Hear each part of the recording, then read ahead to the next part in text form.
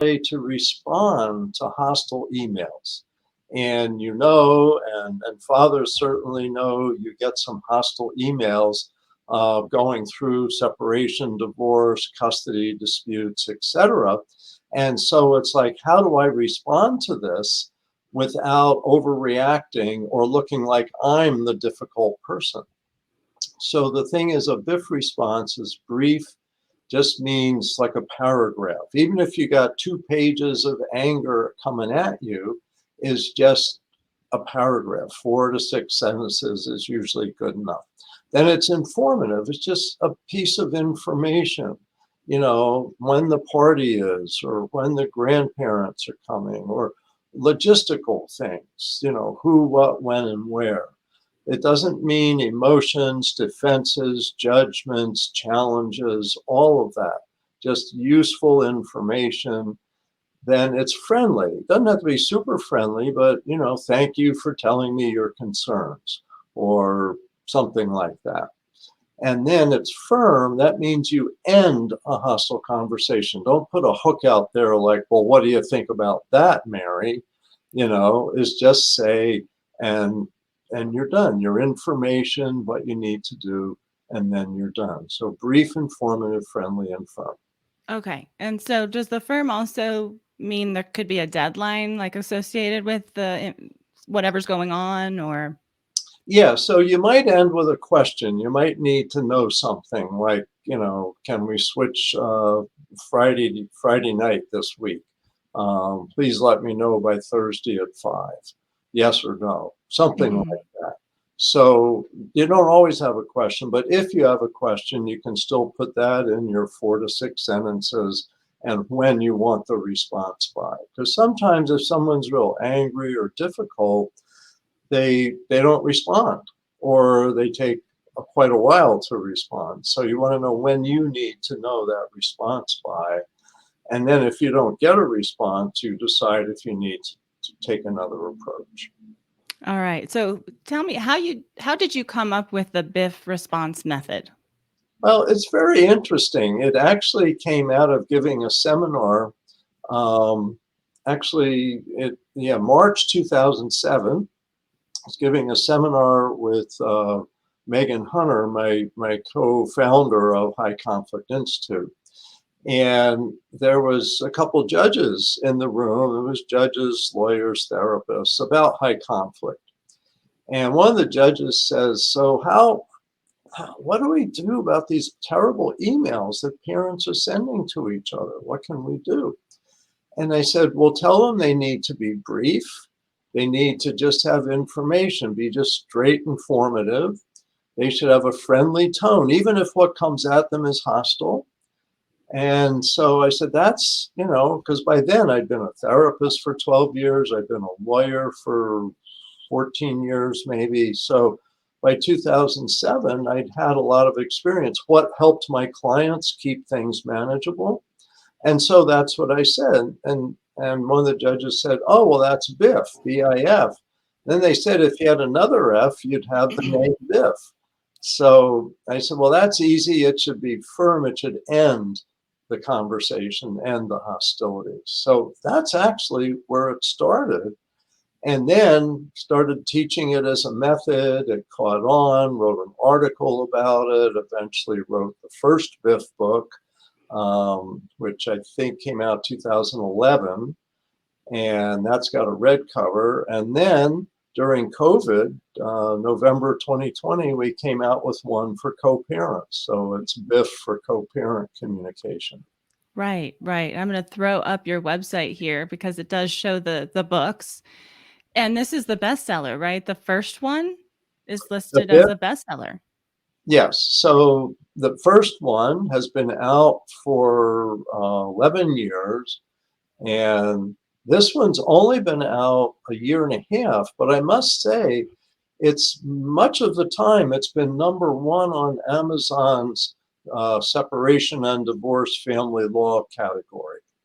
And so it really, the goal is to keep the peace, to really get done what you need as a co-parent, and then don't keep a conflict going. Just do what you need to do and then disconnect, because otherwise everyone gets worn down and the kids really absorb their parents' upset emotions. And when you're writing a 2-page response to a 3-page hostile email, it spills over. So this makes it so much easier. It's just like pouring some cold water on the flames.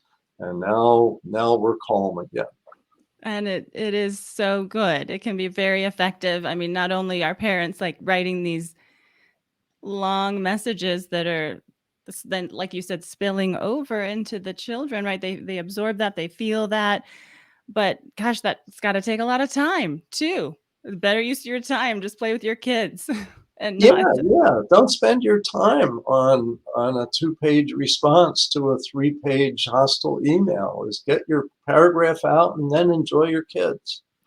Yeah, I mean, so you said the co-parent Biff book, the one that says, your guide to difficult texts, emails, and social media posts, that's been a very popular one. Why do you think it's been so popular? Well, I think it really meets a need of people just not knowing, how do I respond to hostility in an email? And it just, when people respond and say, well, let me tell you why you're being an idiot, just doesn't feel good and doesn't solve anything, and it just keeps going. So I think it's really met a need, which is, how do I respond? But also I might mention that it includes 28 examples of Hmm. conversations, how not to do them at first and then how to do them instead using the BIF format. And I think people really like it as a reference. Go, uh-oh, we got to change the doctor's appointment. Let me look for some tips here. And then there's an example of changing a doctor's appointment and how to say that one. A birthday party, school issues, changing the schedule, all these things. And so we try to include the full range of sample conversations. I think that's why people like it so much, because it's just so practical and it's so simple. Yeah, it is definitely a simple concept, Bill, but sometimes so difficult to do. Why? I mean, you have this unique combination of therapist and attorney, and so your perspective is, I think, so valuable. What's the big problem here? Why do we keep calling each other idiots and being so hostile as Well, co-parents? I think it is a stressful time. Going through a separation, going through custody disputes is super stressful. And so people feel afraid, they feel sad, they feel angry. And then, if you're going to court, you're going to go in front of a judge. Is the judge going to think you're a jerk or think that you're a good guy? What's it going to be? And so there's so much stress around that it kind of leaks out. People impulsively yell at each other or write nasty things and hit send. Hmm. And so it really helps to have some kind of a calming method around. And if you don't have somebody else handy to help review what you're writing, we have 10 questions in there.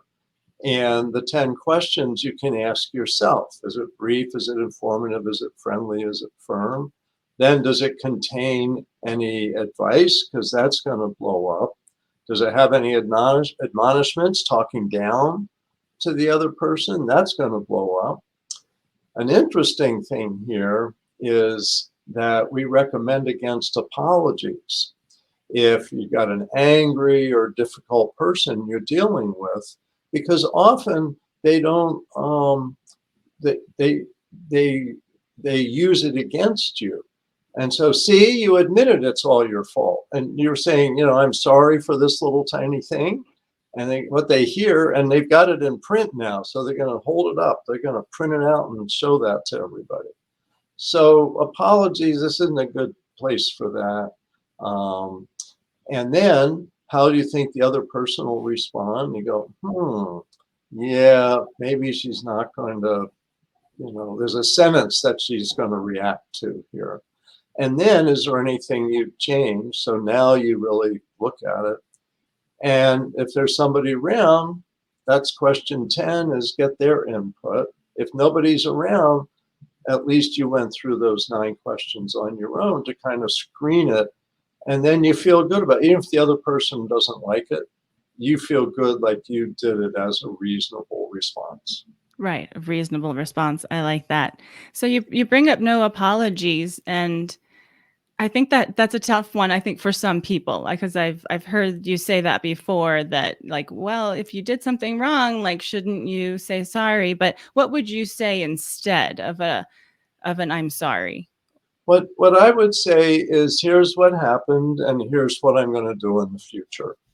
And so that way they know that you're addressing this as a problem that needed to be solved without saying it's like I'm guilty and now you can rub my nose in it. So, I thought I had the email for the doctor, but I didn't. So I went to the doctor's office and you were there and I'm not supposed to be there when you're there. And all this stuff happened. So that's what happened. Next time I've got the email, so I'll be able to just deal with it directly. Something like that. So you show that you're addressing the issue without showing that you did something wrong, because we all do things wrong. But when people are really angry or they're just constantly a difficult person, they tend to use apologies against you. And sad to say, you don't want to open the door to that. Mhm. Most people, apologies work fine. And if you have a co-parent that's reasonable, then, apologies may work fine. But it's an odd thing, but with especially difficult co-parents, we recommend against that. Yeah, so is that one tip that maybe a tip off that you have a difficult co-parent is every time you've apologized, you never hear the end of it, or they're showing it to everyone, or I mean, like, how do you know that you've got a high conflict co-parent? Well, the 4 characteristics we think of with any high conflict person are, first of all, a preoccupation with blaming others and not taking responsibility for their part in problems. All or nothing thinking, and that's the problem with apologies, that they hear that you're all responsible for it. It's all your fault. Um, then unmanaged emotions, sometimes just yelling or bursting into tears 3 years after you separated, things like that. And then extreme behaviors, if there's things like knowingly false statements put out on the internet, hiding the kids, hiding money, refusing to work if you can, those kinds of extremes. Domestic violence, which, the worst domestic violence tends to be by men against women, but there's women who do some of the worst domestic violence towards men also, same patterns of behavior. Yeah, so blaming, all or nothing thinking, unmanaged emotions, and extreme behaviors. If you're not sure, try to solve a problem, and if they just get suddenly real angry with you and you made a reasonable suggestion, that may be a sign too. Pretty much from my work, mostly consulting now, people have a pretty clear idea if they have a high conflict X or not. Really? So, because Bill, you do some consulting work, and tell us a little bit about that, and then we can talk a little bit more. Sure. So, since I've been a lawyer and a therapist, I've stopped representing people in those roles, stopped treating people as a therapist, and stopped representing clients as a lawyer. And I've also done mediation for many years, and I've stopped taking cases like that. So now I'm totally teaching, writing, and consulting. My consultations tend to be 30 minutes or an hour, and a lot of them are with individuals who don't have a lawyer. A lot of them are with individuals who do have a lawyer, and sometimes the lawyer's on the call as well. So we're strategizing together. And in that, I explain high conflict patterns of behavior and give a lot of suggestions of strategies people might use. It's not legal advice, it's not therapy, it's really high conflict strategies. And what my experience is people mostly who do that have found no one else understands their situation. And they're so glad to know, that I get it, because they say the judge doesn't understand, my lawyer doesn't understand, and my therapist doesn't realize what it looks like in court. And that's where I can be kind of in the middle there. I can translate what's happening in court and also suggest what you discuss with a therapist to help you get a better handle on your case. So my consultations are, just wide open for 30 minutes or 60 minutes talking about high conflict cases. And that's not just family law. It's civil law cases, it's community cases, workplace, etc. Because high conflict is something people really don't understand. And I feel bad for people going through like a high conflict divorce or custody dispute, because often nobody else understands what you're going through. And that's where I can be helpful. What are they not getting? Is it the difficulty of having a difficult personality that you're having to deal with? It's just Yeah, not. a lot of it is, there's come to be the view, which in many ways is positive, that it's both people, that both people, contributed to problems, both people can contribute to solutions. But if you're dealing with a co-parent who's got a high conflict personality, that means they're stuck. That's a pattern of behavior. And you realize that you do this, you do that, the other thing, it doesn't have an impact on them. That's what personalities are. They're the way people just constantly are, probably for a lifetime. And so what happens is you you deal with a case where you've got this high conflict person on the other side and you've been reasonable, and everyone assumes you're both high conflict or that you're both reasonable. And so they don't understand. Maybe the other person's done some abusive things. Maybe they've locked a 3-year-old in their room and won't talk to them. And they're crying and crying and there's no relief. Maybe they've been physically harmful to the child. Maybe they yell and scream a lot. Um, or they lie, like to court, they lie to the kids and all of that. And so a lot of the people I consult with are dealing with all of that, but no one else sees it. And they go, well, why can't you just agree to 50-50 with this person who's ordinary? And it's like, they're not ordinary. They have these problems, but you don't see them because it's hidden behavior. And what you see in court is what people can look like for an hour. Right. And a lot of high conflict people can look really good for an hour and then go back and be abusive and rotten. So Mhm. that's a lot of what we're dealing with and what I can help people with. Yeah, I would certainly agree that some of the people that I've talked to too with high conflict situations is that they feel like they're spinning out and nobody understands and nobody gets it and you just feel really alone. So I think that you're a great resource for people who need to kind of connect with someone who gets it. I'd like to go back though to one thing that you had said about being in court, and when you're using a BIF response, it can be very helpful to showcase your ability to co-parent and stay calm. And so, can you talk a little bit more about documentation and how important the BIF response is in relation to that, especially if you're in a custody dispute and you're trying to get more custody and you're in the middle of it. Yeah. So, well, courts want to know what's going on out of sight. And one of the things that's going on out of sight is your email and text communication. And so, and a lot of courts have ordered Our Family Wizard as a way of monitoring all of that. And so, whether you have Our Family Wizard or just keep copies of your correspondence, you can show, look, I made a reasonable request, and this is the response that I got.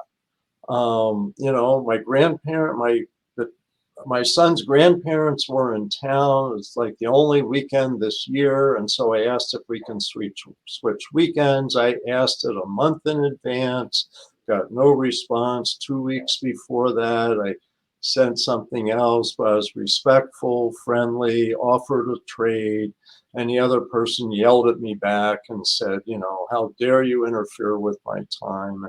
And so you show this to the court so they can see you're being reasonable.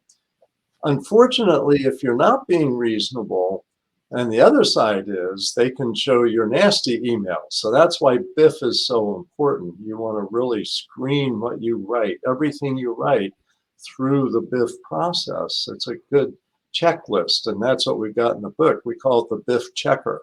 So you check yourself before you hit send. So that's just one example, but the courts want to know what's going on, and that's why you should document things in general. When you use that word, and that's a good one, is write down when important things happen. Maybe there was an argument in front of the child that you tried to avoid.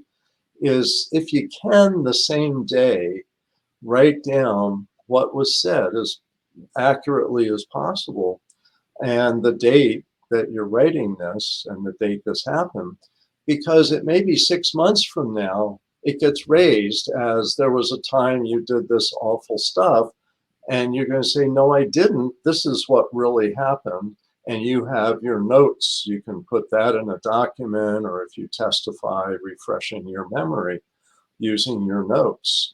So keeping good notes of important events, things you do, when you take the child to the doctor, when you have a parent-teacher meeting that you participated in, all of those things. Sometimes people don't think to keep these records, but that's the kind of thing that shows what kind of parent you are. And if there's a dispute later on, and a lot of the worst disputes are after the divorce is over, and people don't realize that. I know I had a client who burned his file like the day the divorce was over, and he ended up back in court 6 months later on a custody dispute.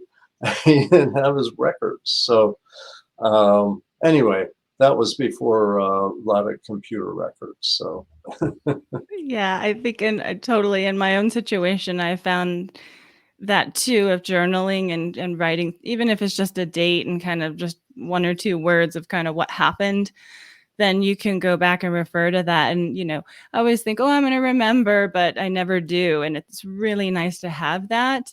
And I've also found that it does come in handy when it comes to people that you're working with in the court system, that if you have that documentation, it does go a long way, even though it's still kind of a he said, she said. There's more weight because you did it the day of, you put down details, and so it can be really helpful, for yeah, sure. maybe there was somebody else present and you made a note of that, and then they might be helpful. So definitely the same day is the best time to keep notes of any event. Absolutely. Yeah. So generally speaking, where would you say people are getting tripped up the most in their communication with their co-parent? I think I mentioned one of the BIF checker things is advice. And I see a lot of times people want to give the other person advice. Like, let me give you some advice, Jane. And, Yeah, we love it. and We love the advice. yeah, Not Jane is really. not asking for advice and is not interested in it. And you look kind of arrogant. And for men, you can get in trouble for mansplaining stuff, you know. So just steer clear of that. I think there's the risk of over responding. Is Mm. often just keep it simple, keep it friendly, keep it brief. All of that will help. So that's probably one of the biggest problems. The other is when there is a serious problem in the other person's behavior, is not describing it, but just giving a label like, well, she has borderline personality disorder. So, Your Honor, she should never see the child again. Mm. And that's not helpful. You need to explain what's the pattern of behavior. Maybe there's uncontrollable anger. Sometimes people have that. There's, undermining my parenting. There's comments, alienating statements and behaviors, uh, Hmm. extreme emotions, all of that stuff that land on the child. Um, so, yeah, these are things to watch out for. Just explain what your concerns are. Yeah, you mentioned some good keywords there. I think rather than diagnosing someone, that's probably a no-no, right? In court, whether you're saying they're a narcissist or they're borderline or whatever, probably a big no-no, right? Use some of No, those other words that you had just said. yeah, yeah, all of that. You don't want to look like you think you're a therapist diagnosing your spouse. Judges are particularly offended by that. They don't, because they see it as name calling, and how can you know for sure? The reality is you may really know because you may have learned about this, maybe discussed it with a therapist. You've been through maybe 5 or 10 years of living with someone with a personality disorder. So you may have, in a sense, become an expert on it, but the judges don't want to hear those words. Hmm. Words that are helpful is patterns of behavior. You know, she's had this pattern of yelling and screaming at the kids and blaming them and telling them they're stupid or this and that. And then, you know, you talk about that pattern and that it's existed since the first year you were together, and that was 8 years ago. And so it's very unlikely to change, Your Honor. And that's my big concern. Rather than, oh, well, she has borderline personality disorder, so she shouldn't see the kids. That's not helpful. Yeah, absolutely. The other thing I think is unhelpful for co-parents is the impulsivity that you kind of mentioned earlier, but I do think that's a one to go back to, just because when you're getting attacked by someone that you used to be in an intimate relationship with, they know your triggers, right? They're pushing those buttons and you're gonna want to respond like right away, and that can get you into trouble. Absolutely. And that's a very good point. That's one of the most vulnerable times. And you want to have some phrase that's ready to go, I'll respond to this later. And they say, well, tell me now. So I'll respond to this later. I need to go. Um, I'll respond to you within 24 hours or something like that, so that you're not being abrupt. You're not getting pulled into a conflict to make you look bad and to hook you into saying some awful things. And now, they've got you saying those awful things, people recording conversations or stuff like that, even if they're not supposed to be. So, yeah, it's like just be prepared. That's the Hmm. thing. It's be prepared for impulsive situations and have phrases that you've got ready to say to get you out of the situation peacefully. Yeah, I really like that, having something in your back pocket that you can pull out. And that was actually a question that I had from a viewer. They knew that you were coming on the show, and we were going to do some of these questions at the end, but this is a good time to bring it up because one of the questions was, when do you not respond and when do you need to respond to your high conflict co-parent? That's a good question, because we want to make sure that we're getting that we're telling our co-parent that we've received the message. But when are those times when we don't need to say anything at all?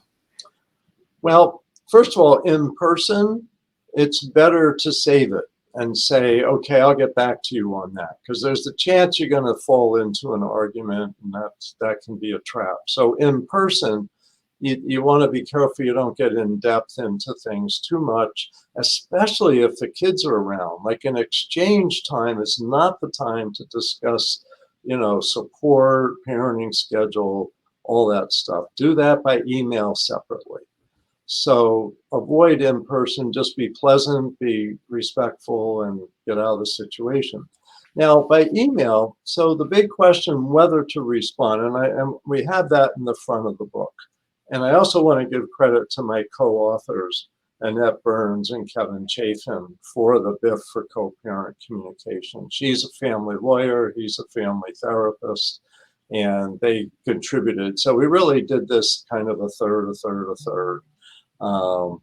But the idea is in there is that you don't always have to respond. Most of the time, a BIF response is better than no response because you don't want to look rude and then have them go to court and say, here's these 6 times I got no response and this was a legitimate question.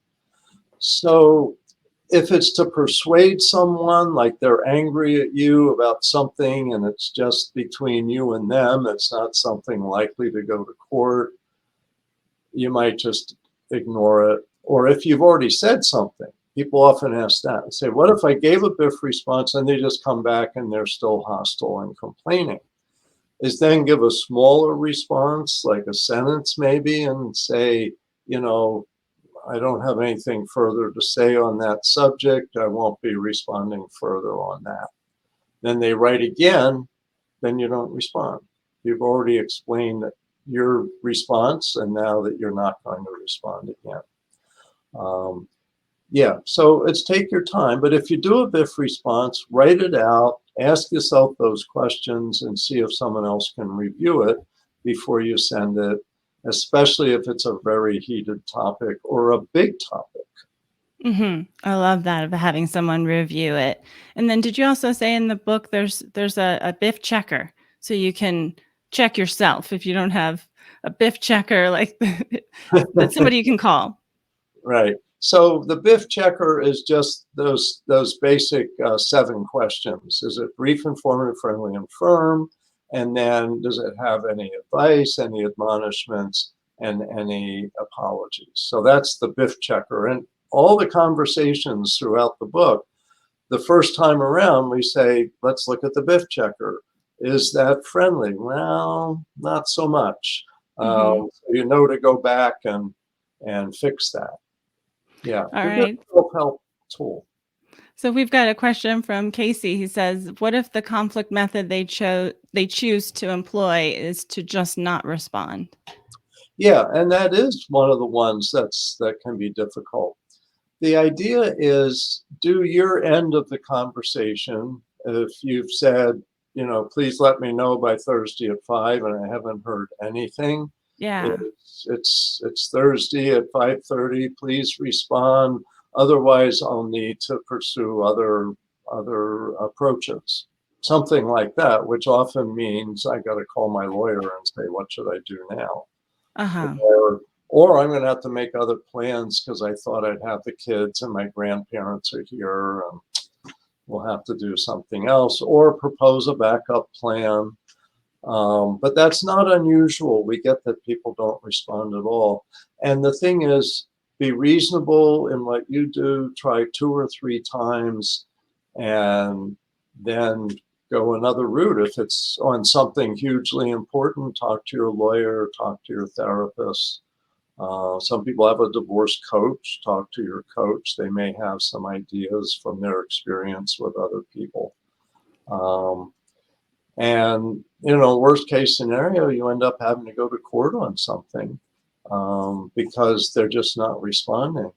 I've had many cases where it's been the whole divorce and we've sent a proposal out and we don't get any response.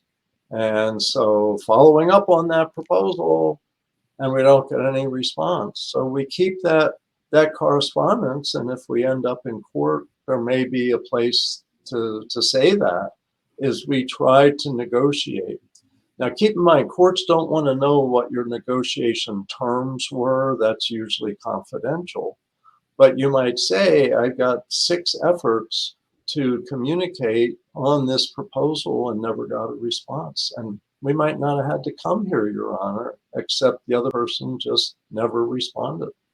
Right. I do think that this is a common one that comes up. And I have talked to some co-parents who have in their parenting plan that their co-parent needs to respond within a certain time frame that's Yeah, written there. So, that's good. And like 24 hours or 48 hours for non-emergency issues is mhm, also a really good idea because the 24 hours gives you time to calm down because maybe it was hostile and you felt pretty angry back. And right.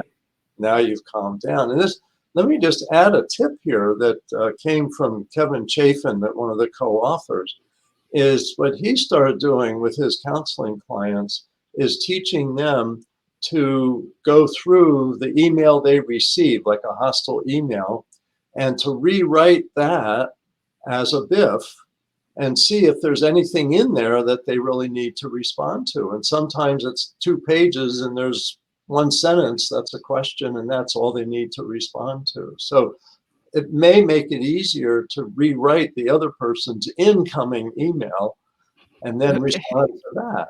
Um, And it's good BIF practice too. yeah, So, yeah, it's a double BIF.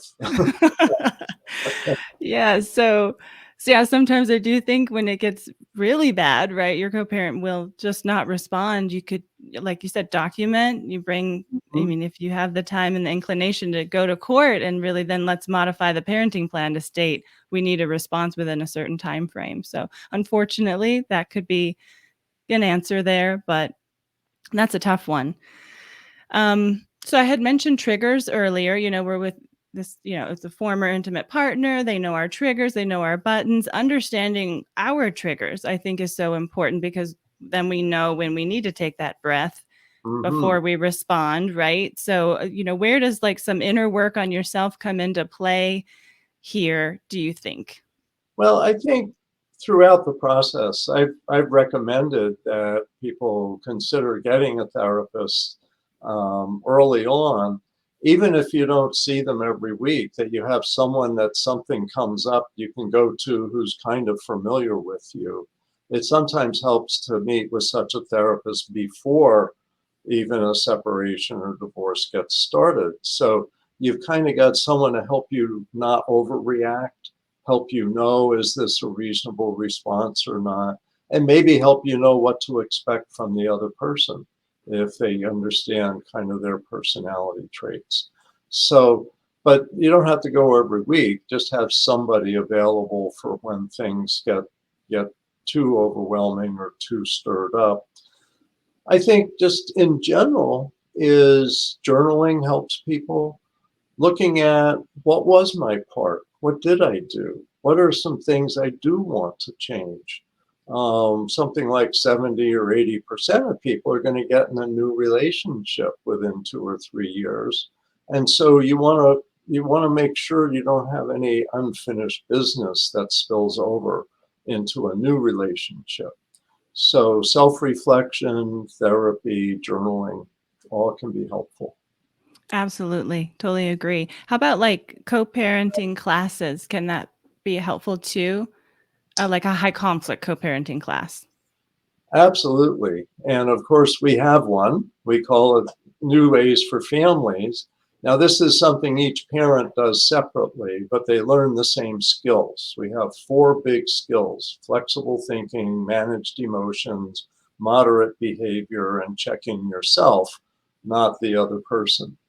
And so this helps you approach conflict in a manageable way. Then we have specific skills to practice, like BIF emails, giving yourself encouraging statements to stay calm, making proposals for decision making, problem solving. So this is I think, good way. And we actually encourage judges to order this in cases that look like they're going to be high conflict. So both parents learn the same skills. And if one parent's pretty reasonable, they'll be able to use these skills to help them cope with the other parent. And if Hmm. the other parent's pretty high conflict, it may calm them down a bit. And that's what we've seen in many cases. Yeah. So Dave Fisher has kind of chimed in here. I appreciate Dave's responses and his comments. And one of them that I can't find, but he was mentioning like, is this a learned skill? Like the BIF response, like is it something that gets easier with time, or can you speak to that a little bit? Yes, it's a learned skill and it gets easier with time. Definitely. The more you write them, the more you go, okay, I've got to use some phrases from before. Like one I use a lot is thank you for telling me your concerns.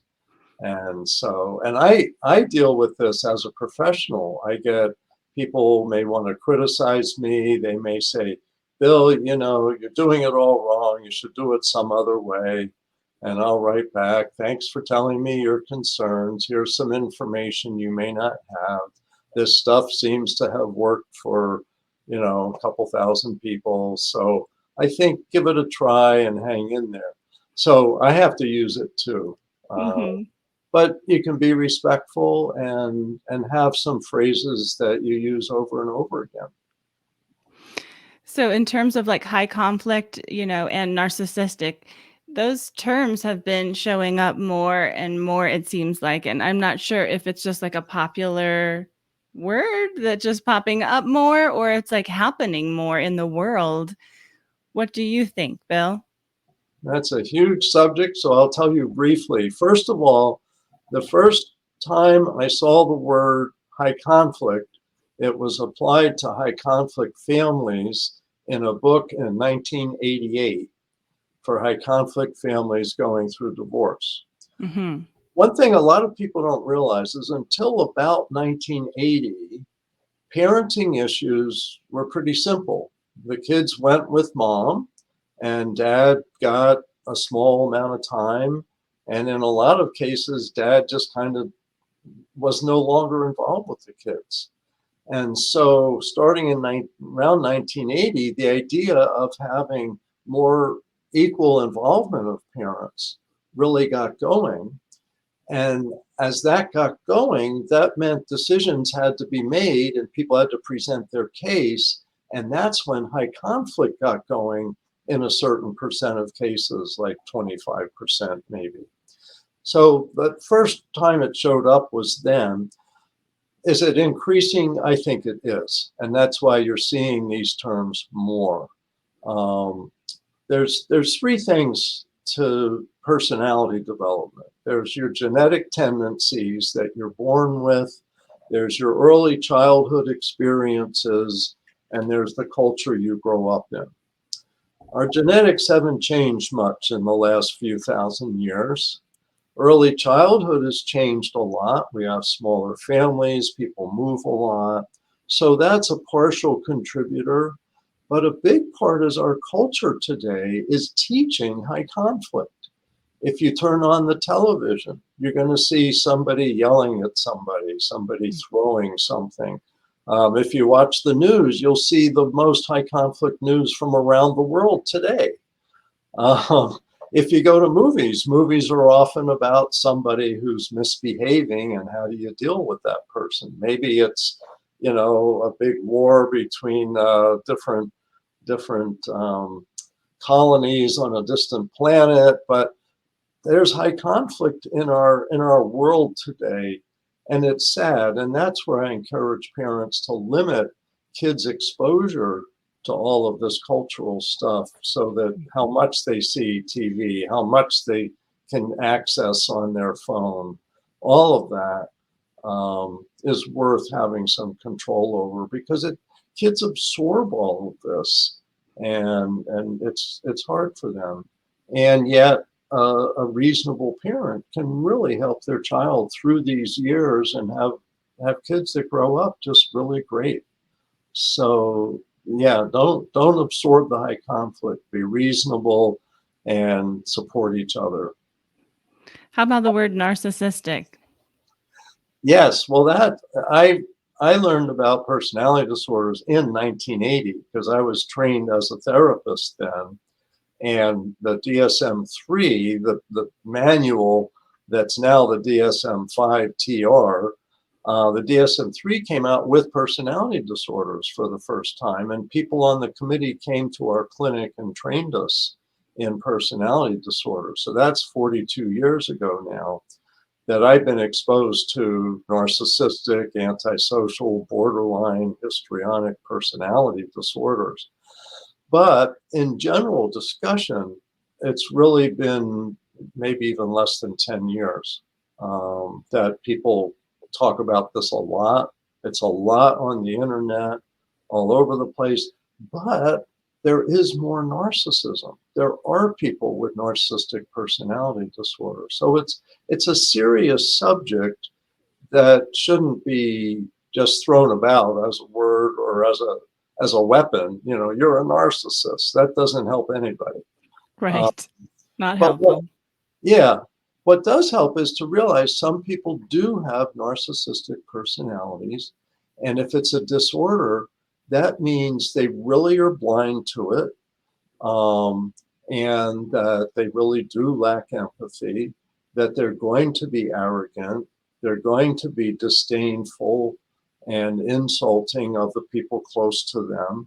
And that's a bad pattern. It's not healthy. They're not happy. And it's not good for kids to be exposed to too much of that. Although I don't like cutting parents off. I think you always have to have both parents involved.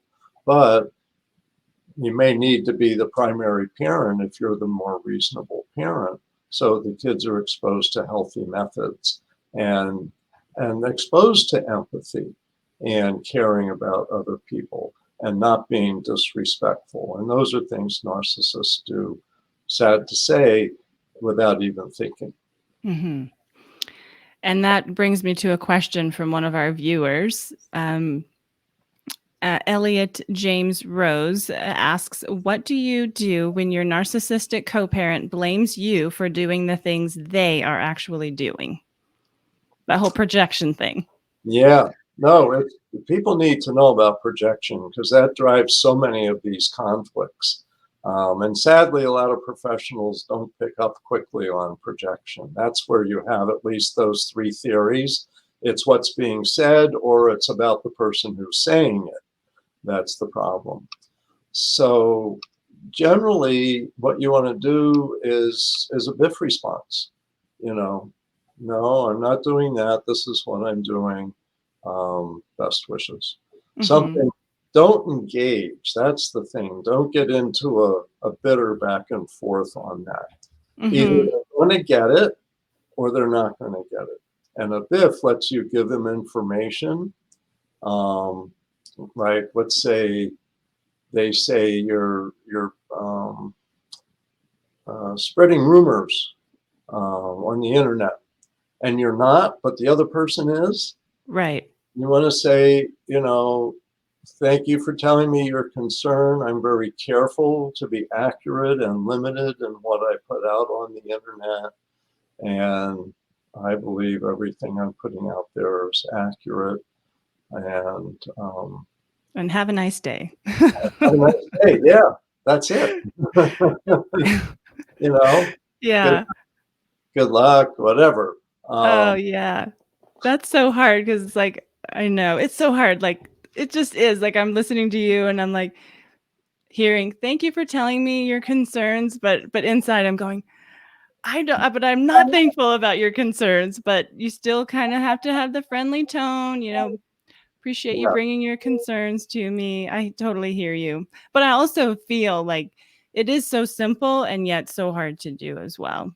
And you need to Sometimes. have people, and you need to have people that you can talk to and say, I'm so angry that they said that. You Right. know? Get that out and then go Right. write your BIF response. Somebody else, not the person that wrote that. Absolutely.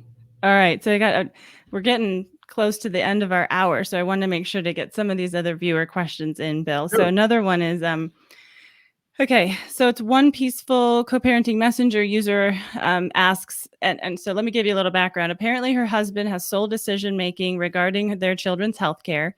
It does state in their parenting plan that he should communicate with her about what's going on medically, but no other specifics like when or how to communicate. She wants to know what's the best message to send to a co-parent who refuses to communicate regarding our child's ER visit and doctor appointments. Well, there's two levels. One is if you want to stay out of court, is probably accepting it's not going to go quite the way you wish it would, but you could say a couple times, here's the best way to communicate with me as the court order says you should do. and then lay out your suggested way of being communicated with. If you're willing to go back to court or there's other issues collecting, this is the kind of thing that you keep your journal notes on, that, Mhm. I did this and, this and this decision was made. I never received email, text, verbal requests for information. And it's very important that the court make clear how I should be communicated with, and here's my proposal for that. So do your proposal to the other person first. If that goes nowhere, you may say, I hope I don't have to go to court to have this clarified. Right. But sometimes, you have to choose your battles.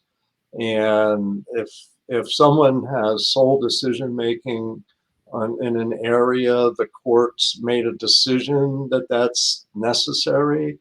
And so you don't want to dig yourself in a bigger hole if the court thinks that you shouldn't have equal decision making there. And so that's where you have to decide how far you want to push that. Mhm. But the courts don't like it when people abuse sole decision making. So that is a legitimate issue to raise with a lawyer if necessary. Mhm. Yes, would you recommend like sending one ahead of time where you're like, "Oh, I know our daughter is having a doctor appointment today. Can you please let me know how that goes before tonight?" or something like that? Sure. No, that's a good thing to do so that it's a heads up. And one thing, if you're dealing with a difficult co-parent, is a heads up is helpful and repetition is helpful. And so you might say even a week ahead, I know, there's this appointment next week. Please let me know how it goes. I'm hopeful the doctor will address the issue or whatever it is. So something positive. That's a good biff. Yeah. Okay. All right. So another question from Grant Kenneth Gilpin. Is it impossible to co-parent with a high conflict co-parent who just counter parents against you? How do you deal with that?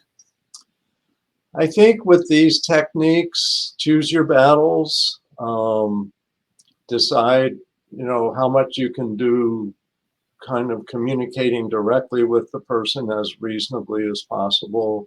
And if necessary, going back to court and getting a clearer court order.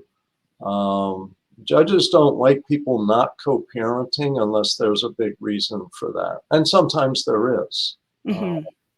but and sometimes it helps to say, you know, like the third time they haven't responded, if you don't respond further, I may have to go back to court on this issue. I hope that won't be necessary.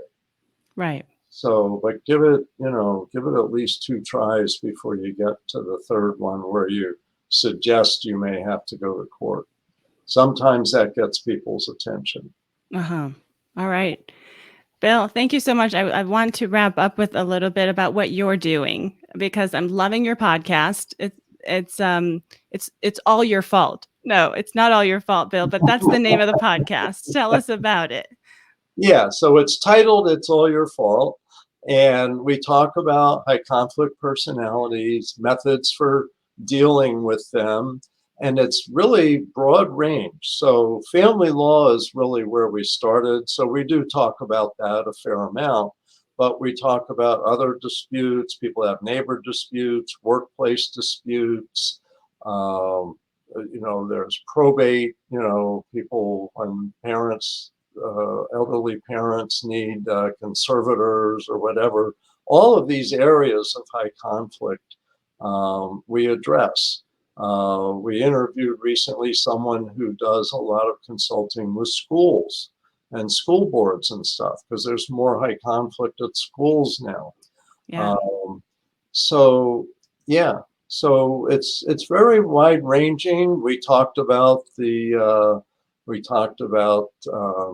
Vladimir Putin and the war in Ukraine some. We talked about, it's hard to keep track of everything we talked Uh, about now. I could some current events, like I was mentioning to you before we started going live, the Will Smith debacle and Yes, like lots of stuff. I really enjoy it. It's really diving deep and bringing a lot of insight. And it goes to show, like, hey, a lot of us, even the Hollywood stars, are struggling with this stuff too. So, absolutely. And so we give tips to help understand all this stuff and how to respond. And if any Hollywood actors are listening, I think it may help them stay out of trouble. are you working on any books right now? What's ahead for you?